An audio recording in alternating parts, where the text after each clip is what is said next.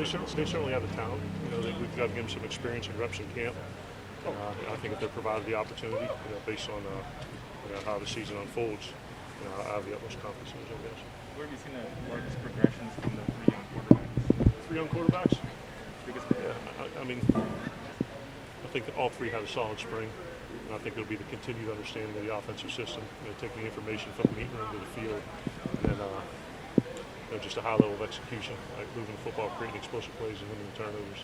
So I think, to answer your question, I think the understanding of our offense, I see that's the biggest area of growth for those guys.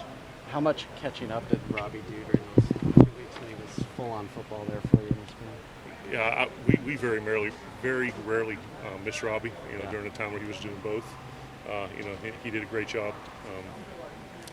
for the time that he missed coming in on his own and making those things up. So that was something where obviously it's difficult to be a two-sport athlete at a school like Oregon and do both successfully. But there was a good schedule set up, and he worked on his own very well.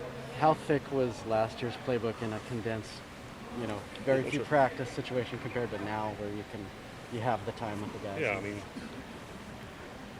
we certainly truncated spring ball. We had four practice opportunities, and weren't sure we were going to play the season. The rest of the country was playing, and we were sitting here kind of doing walkthroughs and doing Zoom meetings and things like that. And all of a sudden, October 7th, we're going to play the season. So certainly, we weren't able to do everything from a systematic standpoint last year that this offense has done through the years. But now with a full spring ball, full summer, full fall camp, I think we'll be able to take those positive steps forward with a more say elaborate. That's not a word.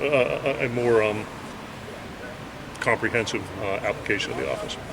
How big is Anthony just for the younger guys in that quarterback room, knowing he's a veteran guy, been there around the block a little bit? Yeah, he's played a lot of football at a very high level. He's thrown for almost 6,000 yards and 60 touchdowns and been in a bunch of different offenses. And he's a super smart kid. He's got a great presence about him, very mature. And I think, he always takes the opportunity to share some of that wisdom with the young guys. And they're also very receptive to his teaching as well. Whether it be in the meeting room or his first couple days on the field for him, just, in the offseason, he and Robbie met with Quincy. They went down there. He went down to Manning. What have you seen that he gained from the summer that he had? I think it's a refinement. I don't think it's necessarily anything new, but some quarterback coaches they don't want their guys to work with other guys. I think guys like Quincy and other guys throughout the country. Anytime you have an opportunity to work extra on your craft like you did with Quincy and down at Manning, I think that really makes quarterbacks better. So I think it was more of a refinement and improvement of his skill than any wholesale changes. You used Tyler and Anthony last year. Could you foresee a scenario where you use multiple quarterbacks on a regular basis this season? Different packages? In the past, I think the ultimate decision on that is a program decision. But speaking personally, I think you want to have a starter, right? And then you want to have a 2 and a 3 behind them that are capable and ready if the number's called upon. In years past at different schools, we've had two QB packages with guys in the game at the same time. But to me, you want a starter. You want to go with that guy, and then have 2, 3, and 4 ready if the number's called upon. Do you want a clear cut 2, 3, and 4, 2, or can that fluctuate up and down during the season? The coach fosters an atmosphere of competition here, and I think that makes everybody better.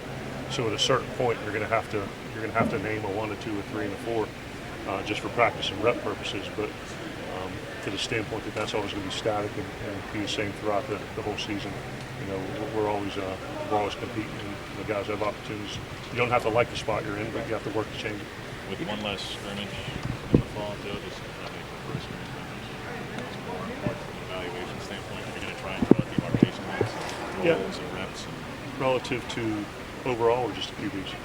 Yeah, all those guys are getting a ton of reps every practice, and it's certainly the 2 Saturday opportunities shine a brighter light on the evaluation process.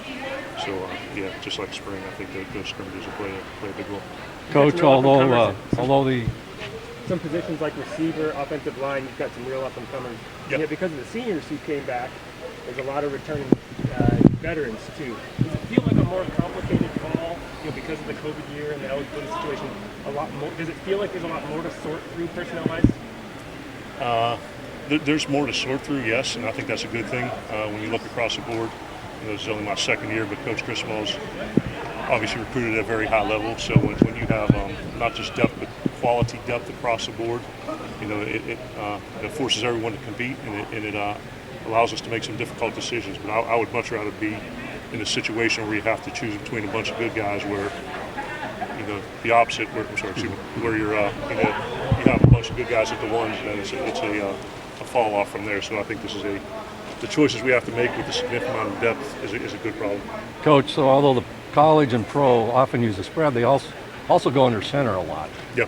The Ducks haven't gone under center maybe a handful of times in the last 10 years. Yeah. Why is that? Can we look forward to a change without giving anything away? Who knows? We'll work some gun, work some pistol, maybe some pro style under center, maybe wing T. Home Depot, maybe about to be on. I'll be the hunter. It'll be time. So we'll see. We'll see how it unfolds. Mario was saying yesterday that Dante and George came in the spring, look like veterans out there. Where do you see progressive? I think it's incredibly valuable when any incoming freshman can enroll mid-year because of the 15 opportunities they get in the spring. So it's almost like you're looking at those guys as not a second-year player, but like a 1.5-year player. But that exposure to this level of football in spring and then carrying it, through summer into fall, it's like those guys, and just using like Isaiah, they're on different levels right now, just because. Keep moving my elbows because they've been here longer and have more reps. Do you encourage that though? Do you encourage guys enrolling early? Is that something not Me personally, require them to? But is that something you want them to do? I think that's an individual decision for the kid and the family. I think personally, from a quarterback perspective, if it's not something where you go and graduate your class, go through all the things second semester, go to prom, all those things. But if it's something that a kid wants, I would never make someone do it. And I don't think you can. But I think for the quarterback position, those reps are invaluable if it's something that the family wants to do. What do you think of the options you have at tight end?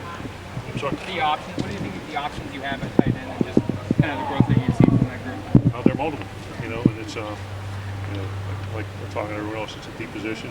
Coach Williams does a great job developing them, and they all have a little bit of a different style.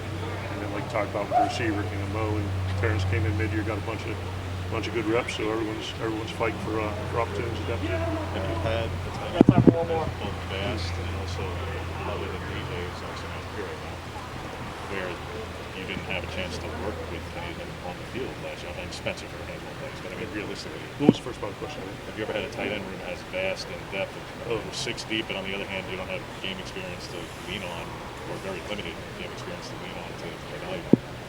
No, I don't think so. I mean, thinking back, we've always had guys who, where you're, outside, like you said, outside of DJ and Spence, some of those other guys have not had a significant role, but you'd rather sacrifice the talent, for the experience. If that makes sense.